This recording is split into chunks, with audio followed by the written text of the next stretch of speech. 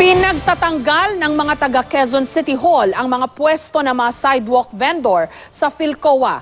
Nauwi pa sa sakitan ng pagdampot sa ilang vendors. May report si Bernadette Reyes. Ang bawat mamamayang Pilipino ay may karapatang maghanap buhay. Umaga pa lang kapit-bisig na mga sidewalk vendors para harangin ng mga operatibang mangangahas na tanggalin ang kanilang mga pwesto sa Philcoa sa Quezon City. Pero pagdating ng tanghali, wala nang nagawa ang vendors. Kanya-kanyang tulak ang mga operatiba na mga kukumpiskahing mesa at upuan. Pero di lang mga pwesto ang binitbit, dinampot din ng vendor na ito.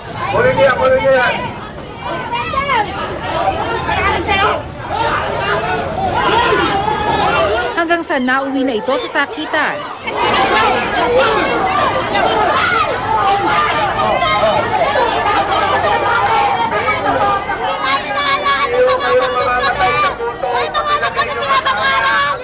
Halos himatayin din sa galit ang tinderang si Nanay Linda.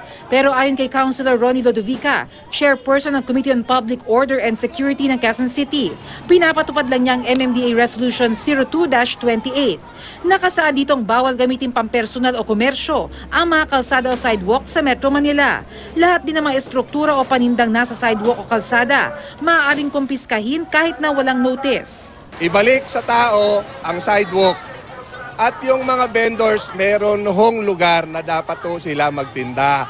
Makipag-usap po sila sa Lungsod Quezon, marami hong palengke. Katwiran naman ng vendors, may permit sila mula sa City Hall. Nagbabayad nga raw sila para makapagtinda sa bangketa. Binigyan kami ng permit. Buwan-buwan kami nagbibigay. Kung alin ang violation, di tanggalin natin.